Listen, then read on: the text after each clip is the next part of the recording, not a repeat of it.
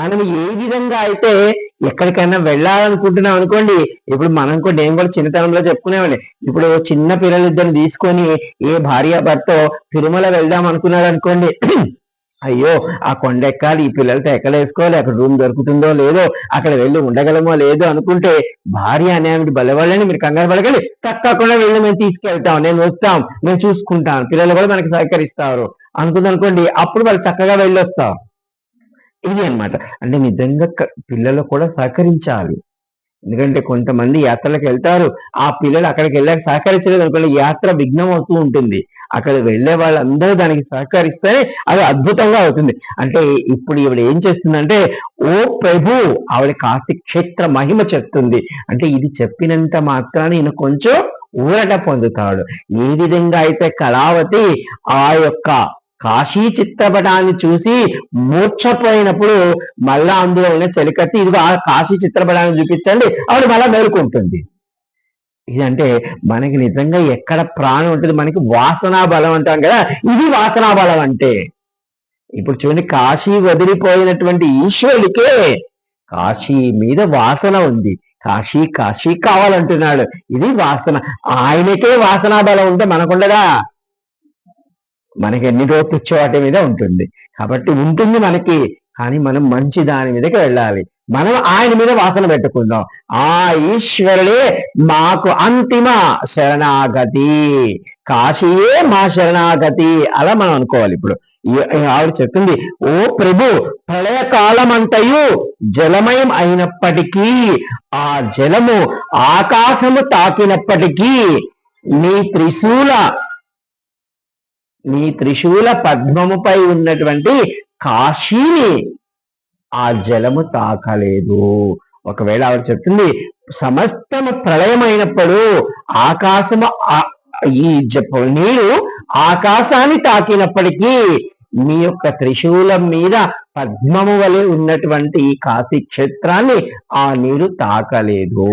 అంటే ప్రళయ కాలములో మనకి బ్రహ్మదేవుడే చెప్తాడు ఈ శివశర్మకి, ఓ శివశర్మ, ఒక్క ప్రళయ కాలంలో నీవు చూసొచ్చావు చూడు, ఈ లోకాలన్నీ ఒక క్షణకాలంలో పోతాయి, కానీ కాశీ మాత్రం ఉంటుంది. ఇది అన్నమాట. అంటే ఆవిడ చెప్పింది, కాశీ క్షేత్రము భూమి పైన ఉన్నప్పటికీ హిమాలయముల కంటే, మందర పర్వతము కంటే బహు ఎత్తైనదిగా ఉంటుంది. అంటే ఎత్తైనది అంటే మనం కూడా చూడండి, కొంతమంది మనుషులు ఉంటారు, చూడ్డానికి అందరూ ఒకేలా కనబడతారు, కానీ ఒకరిలో ఉన్నటువంటి గుణము చాలా గొప్పదిగా ఉంటుంది. అంతే కదా, రామాయణంలో అందరూ కనబడతారు, అక్కడ రాముడు రావణుడు ఒక దగ్గరే కనబడతారు, కానీ రాముడి గుణం వేరే, రాముడి గుణం వేరే. ఇది అన్నమాట. అంటే ఆవిడ చెప్తుంది, కాశీక్షేత్రము భూమి పైన ఉన్నప్పటికీ హిమాలయముల కంటే, అలాగే ఆ మందర పర్వతం కంటే కూడా, అంటే ఇప్పుడు మందర పర్వతం శిఖరాగ్రం మీద ఉన్నాడు కదా, దానికంటే కూడా ఎత్తుగా ఉంటుంది కాశీ అని చెప్తుంది. పూర్వం హిమవంతుని ఇంటిలో హిమాలయంలో కానీ, ప్రస్తుతం ఈ మందర పర్వతంలో కానీ నాకు దొరకని ఆనందము కాశీలో దొరికింది. అమ్మవారు చెప్తుంది, నేను పూర్వం హిమవంతుని ఇంటిలో ఉన్నాను కదా, హిమాలయంలో ఉన్నాను, అక్కడ దొరకని ఆనంద అమృతములు ఇదే ప్రస్తుతం ఇక్కడ మందర పర్వతం మీద ఉన్నాం కదా, ఇక్కడ దొరకని అమృత బిందువులు, అమృతత్వం, ఆనందము నాకు కాశీ క్షేత్రములో కలిగింది. అంటే ఈవిడ ధర్మపత్ని. ఇప్పుడు భర్త ఏ బాధలో ఉన్నాడో ఆ బాధను ఆవిడ పంచుకుంటుంది, ఆయనకి తెలియకుండానే ఆవిడ పంచుకుంటుంది. అలాగే కాశీక్షేత్రము యందు భయనాశికము దూరమగును. ఇప్పుడు చూడండి, మనం మేరు పర్వతం మీద ఉన్నప్పటికీ మనకు ఒక చింత ఉంది, కాశీ కావాలని. కానీ అటువంటిది కాశీ క్షేత్రములో నిజంగా నేను నా జీవితంలో ఇది నమ్మాను. కాశీ క్షేత్రానికి వచ్చాను, నేను ఈశ్వరుడినే నమ్మాను. ఈశ్వరుడే చిన్నగా నా భార్య బిడ్డను కూడా ఇక్కడ తీసుకొచ్చాడు. అంటే ఆయన నమ్ముకున్నాం అనుకోండి, అన్ని ఆయనే చూసుకుంటాడు. కాశీ క్షేత్రం అందు అన్ని భయ నాశనములు దూరమగును. ఏదైనా నీకు భయాలు ఉంటాయేమో, అయ్యో వాళ్ళు ఏం చేస్తారో, వీళ్ళు ఏం చేస్తారో, అక్కడ ఆస్తులు ఏం పోతాయో, అక్కడ వాళ్ళు ఎట్టపోతారో, అన్నింటిని ఆయన చూసుకుంటాడు. అటువంటి అవిముక్త క్షేత్రమును మరలా ఎప్పుడు వెళతామండి అంటుంది. చూడండి, ఆయన లోపల ఉన్నది అదే బాధ కదా, ఇవే అడుగుతుంది ఇప్పుడు ఏమని. అటువంటి అవిముక్త క్షేత్రములో ఎప్పుడు మనం వెళతాం మళ్ళా.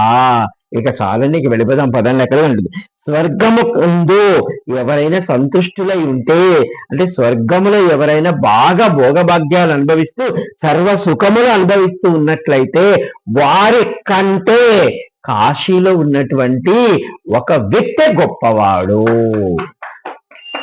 ఇది నిజం. ఇది మీరంటే కాశీలో ఎవరు జన్మలు పుడుతూ ఉంటారో వాళ్ళందరూ స్వర్గము నుంచి, వైకుంఠము నుంచి, బ్రహ్మలోకము నుంచి వస్తారు. ఎందుకంటే ఇక్కడ పుట్టినంత మాత్రం నుంచి వాళ్ళకు మోక్షం ఉంది. అక్కడ దేవతలందరూ మనం చెప్పుకున్నాము, ఈ కళావతి చెప్తుంది కదా, బ్రహ్మలోకములో ఉన్నటువంటి వారందరూ ఈ కాశీ క్షేత్రములు ఎవరు చనిపోతారో వారి కర్మ బీజాలన్నీ కనపడవు, నాశనం అయిపోతాయి.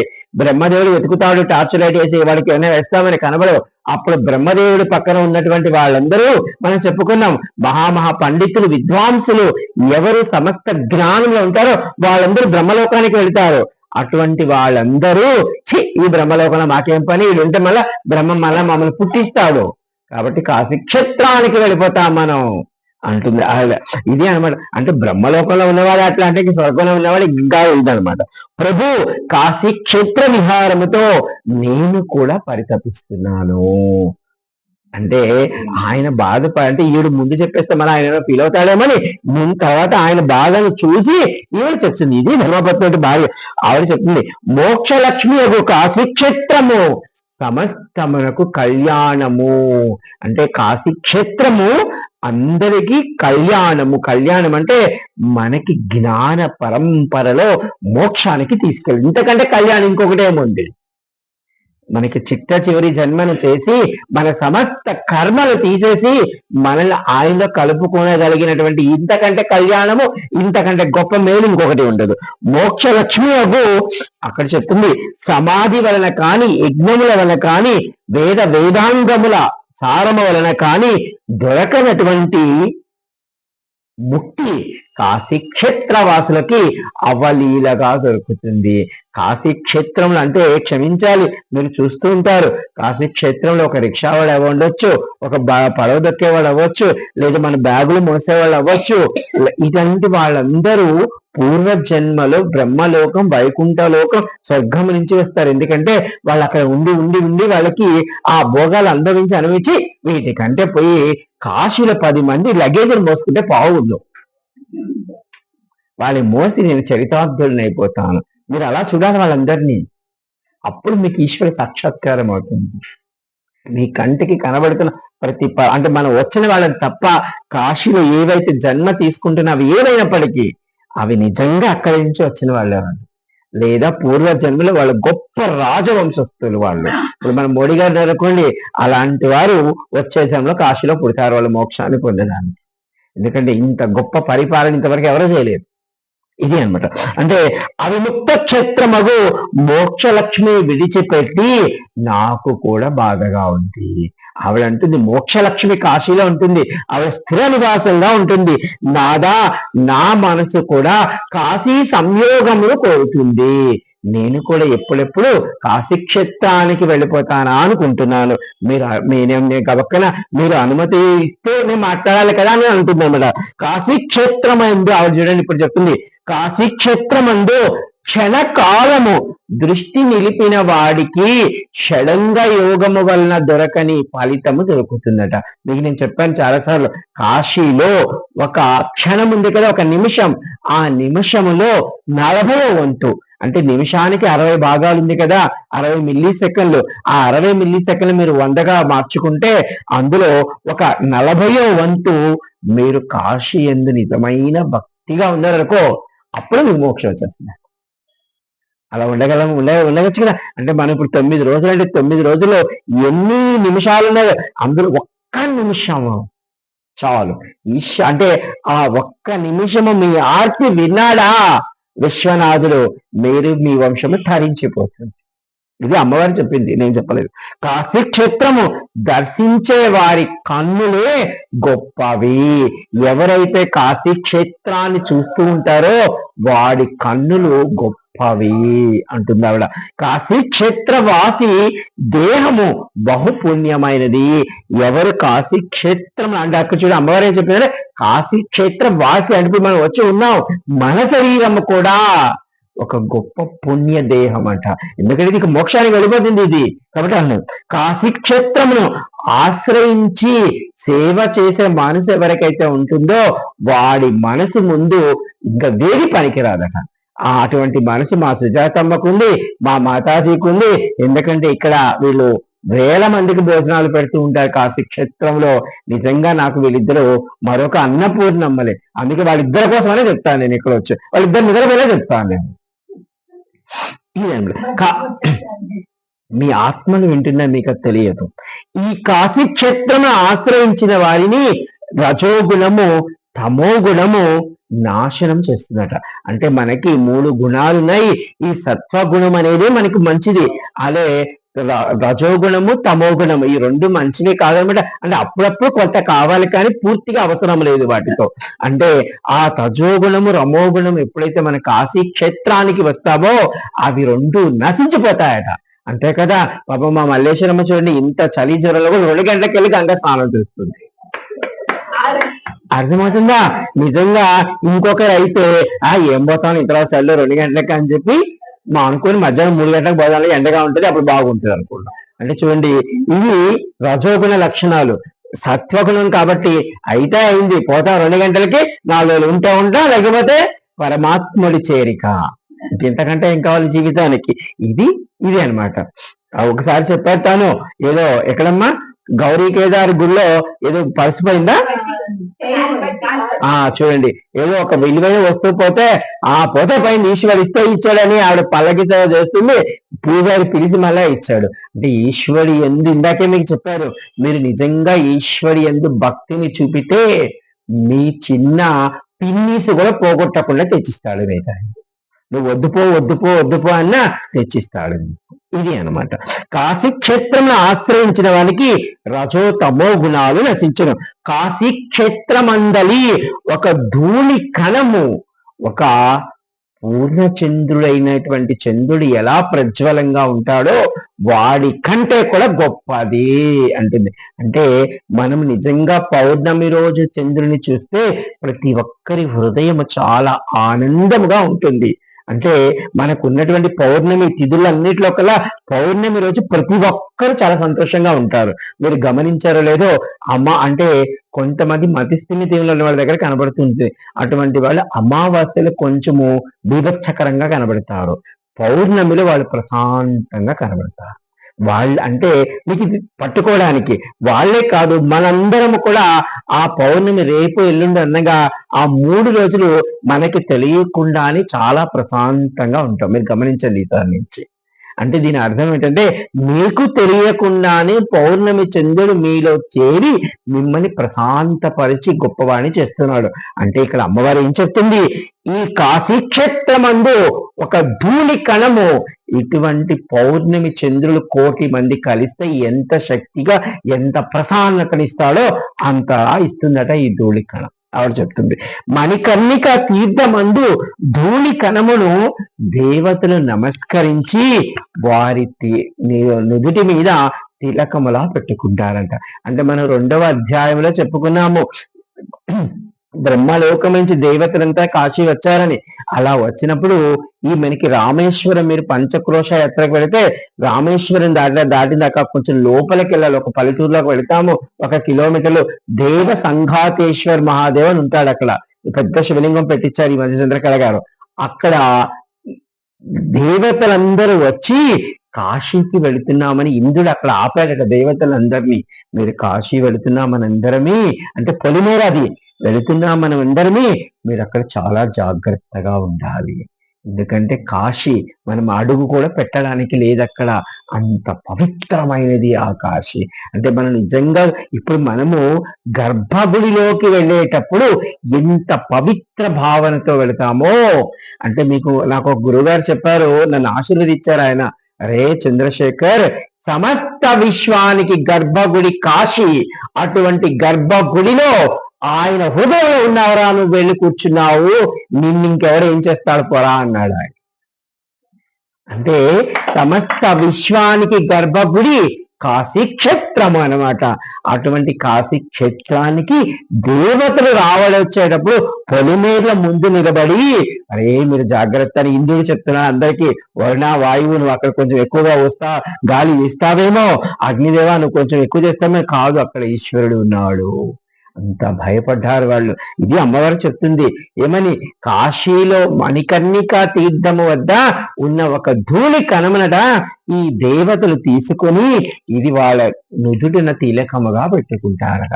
చూడండి, అంత గొప్పది మన కాశీ క్షేత్రము, మన మణికర్ణిక అంత గొప్పది. రోజు వెళ్ళి మనం పనిచేయచ్చు.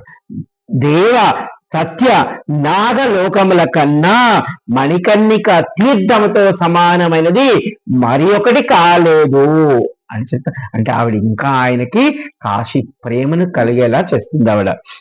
అంటే దేవ సత్య నాగలోకాల కన్నా మరొకటి కాశీ క్షేత్రం ముందు పనికి రావంటుంది. మణికర్ణిక భూమి యందు మరణించిన వారి చెవులున్నాయి కదా, వారి చెవులు బ్రహ్మజ్ఞానములు వినినా స్థాణువులవి. అంటే ఆ అందుకే మీకు నేను చెప్పాను, కుడి చెవిని చూడండి చూడండి అని. అంటే బ్రహ్మజ్ఞానములు విన్నటువంటి స్థానములవి అవి. అంటే మీ నిజంగా మనం 1-4 సార్లు ఆ స్థానాలను చూసామనుకోండి, ఎంతటి అద్భుతమో. అంటే మీరు అన్నారు అక్కడ క్షేమేశ్వర్ గారి దగ్గర ఒక తల్లి కూతురు చనిపోయారు, దీనికి ఒక సంబంధం ఉంది, మీకు మళ్ళా చెప్తాను నేను. ఉంది, అక్కడ మేము చూడలేదు అన్నారు మీరు, కానీ అది అంటే చూసి ఉంటే ఒక మోక్షాన్ని ఈశ్వరుడు మీకు వచ్చేవాళ్ళనమాట. ఇది అనమాట ఇస్తాడు తప్పకుండా. అయితే మణికర్ణిక మరుభూమి యందు కోట్ల జన్మలకు సంబంధించిన కర్మ బీజములు దహించబడును. అంటే మన ముందు ఏదైనా జరుగుతున్నాయంటే ఈశ్వరుడు అవి మనకు ప్రతీకగానే చేస్తూ ఉంటాడు. దాన్ని పట్టుకునే స్థాయిలో మనం ఉండాలి. ఎందుకంటే మనము ఈ ప్రాపంచిక విషయాలలో ఉన్నాం అనుకోండి, అప్పుడు ఈశ్వరుడు అవి పట్టుకోలేకుండా పోతాం. అంటే ఒకడు నాలాంటి వాడు అనుకున్నాడ, నాకు భగవంతుడు వచ్చి నన్ను రక్షిస్తాడు అనుకున్నాడ. వాడు ఎక్కడో ఒక పెద్ద ఊర్లో తుఫాన్ వచ్చేసిందంట. ఆ ఊర్లో ఉన్న వాళ్ళందరూ ఒక పెద్ద యజమాని లాంటి వాడు, అయ్యా తుఫాన్ వచ్చింది అందరం వెళ్ళిపోతున్నాం, నువ్వు కూడా వచ్చాయి అన్నాడ. లేదు, నాకు ఈశ్వరుడే వచ్చి నన్ను కాపాడుతాడు అన్నాడట. అందరూ వెళ్ళిపోయారట. ఆమెను మళ్ళా అది బోరే వెళ్ళిపోతున్నా, అందులో ఎవడో ఒకడు పడ వేసుకొని వచ్చి, అయ్యా రాయ్యా ఎందుకు నువ్వు భీష్మించి కూర్చుంటావు, రాయ్యా పోతాము అని అంట. ఈశ్వరుడే రావాలి నాకు తీసుకెళ్తాను అనంట. మళ్ళా వెళ్ళిపోయాడ. మళ్ళీ ఒక పెద్ద కొయ్యి వచ్చిందంట, ఒక దొబ్బ. ఆ దాన్ని ఎక్కి ఈయన పట్టుకొని పోవడానికి నాకు ఈశ్వరుడే రావాలి అనుకున్నాడట. అప్పుడు ఈ 3 అవకాశాలు పోయినాయి. పాప ఆ 3 నెలల్లో మునిగి చచ్చిపోయాడు. ఈ యొక్క దేవుడి దగ్గరికి వెళ్ళాడు, ఈశ్వరా నువ్వొచ్చి కదా నన్ను కాపాడాలి. ఒరే మూర్ఖుడా, నేను మొదటిసారి వచ్చాను అధికారిగా నిన్ను కాపాడాలని, రెండోసారి వచ్చాను పడవగా, మూడోసారి దుమ్మగా వచ్చాను, నువ్వు తెలుసుకోకపోతే నేనేం చేయమంటావు అంటే ఆ జ్ఞానం ఇంకా రాలేదు వాడికి. కానీ మరో జన్మ ఉంది అక్కడ. నిజంగా ఈశ్వరుడే వచ్చాడంటే అది వెళ్ళిపోతుంది కదా. ఇది అనమాట మణికర్ణిక మరుభూమి యందు మరణించిన వారి కోట్ల జన్మల కర్మ బీజాలు దగ్ధమవుతాయి. మణికర్ణిక మరుభూమి మోక్షేశ్వరుడైనటువంటి పరమేశ్వరుడికి మహాసింహాసనమట. అంటే ఈశ్వరుడు, నేను కాశీ వచ్చిన కొత్తలో కొంతమంది సాధువులు ఉన్నారు మన కాశీలో. వాళ్ళు రోజు అప్పుడు సాయంత్రము 5-5:30కి వెళ్ళి ఆ మణికర్ణిక శ్మశానం దగ్గర కూర్చొని వాళ్ళు ఒక ప్రశాంతమైనటువంటి చిత్తంతో ఉండేవాళ్ళు. నేను వాళ్ళని చూశాను ఒక నెల రోజులు. నాకు అనిపించింది ఏమిటండి ఇంత ప్రశాంతత పొందుతున్నారు ఇక్కడ కూర్చొని అంటే, వాళ్ళు నాకు చెప్పిన విషయం ఒకటి, కానీ ఇక్కడ అమ్మవారు చెప్తున్నది ఏమిటంటే మణికర్ణిక మరుభూమి ఉంది కదా, అది ఈశ్వరుడు కూర్చుని మహాసింహాసనము, అక్కడ కూర్చొని ఉన్నాడు ఈశ్వరుడు. ఆయనక ఎవరు అక్కడికి వెళ్ళి కూర్చుంటున్నారో, ఎవరు ఆ సింహాసనాన్ని చూస్తున్నారో ఇక వీడిని నాలో కలిపేసుకుంటా. అంటే మీరు కాశీ విశ్వనాథుడి గుడిలోకి వెళ్ళి లింగాన్ని చూడడం కాదు, చూడొద్దని చెప్పను, కానీ మణికర్ణిక మహాశ్మశానాన్ని మీరు ఎక్కువ సమయం చూసినప్పుడు ఈశ్వరుడు ఏం చేస్తాడంటే మీకు జ్ఞాన వైరాగ్యములు కల్పిస్తాడు. ఎందుకంటే అక్కడ ఆ చితిలో ఎవడో వాడు ఎంతో కోటీశ్వరుడు, ఎంతో వాడు అంతా అక్కడ వెళ్ళిపోతుంటాడు. మణికర్ణిక మోక్ష భూమి, ఆ మణికర్ణిక మరుభూమి మీద మోక్ష లక్ష్మికి మెత్తని శయ్యా, అంటే అమ్మవారికి పడుకోవడానికి, మీరందరూ పడుకోవడానికి తల కింద ఒక మెత్తడి దుండు ఉంటేనే చక్కటి నిద్ర వస్తుంది మనకి.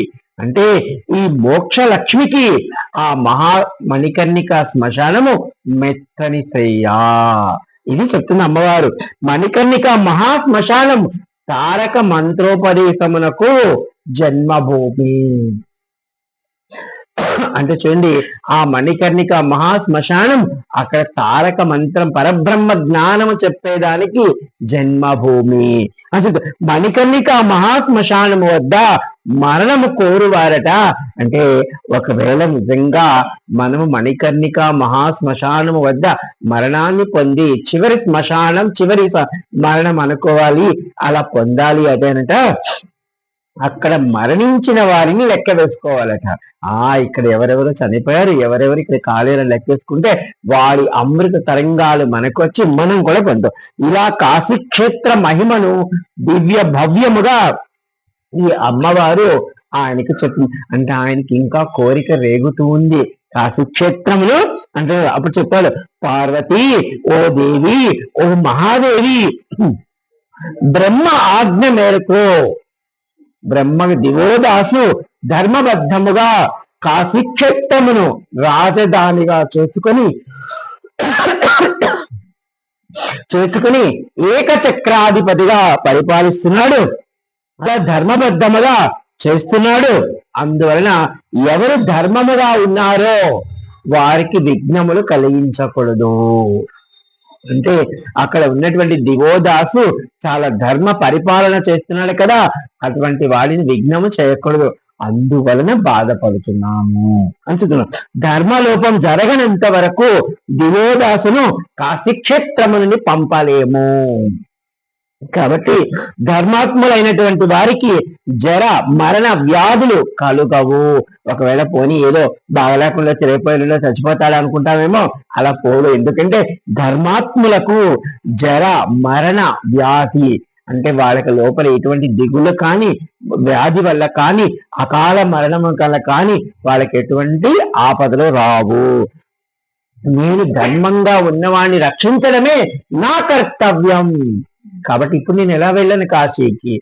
అనంతరం మహాదేవుడు పార్వతితో ఆలోచన పడ్డాడు. కార్య సాధనలో సమర్థునైనటువంటి యోగిని మాతలను పిలిపించాడు. అంటే 64,000 యోగిని మాతలను పిలిచారు. ఆ యోగిని గణమంతా మీరు వారణాసికి వెళ్ళండి, ధర్మపూర్వకంగా కాశీక్షేత్రాన్ని పరిపాలిస్తున్నటువంటి ఆ దివోదాసు అంటే 64,000 మంది యోగిని మాతలు పంపించారు.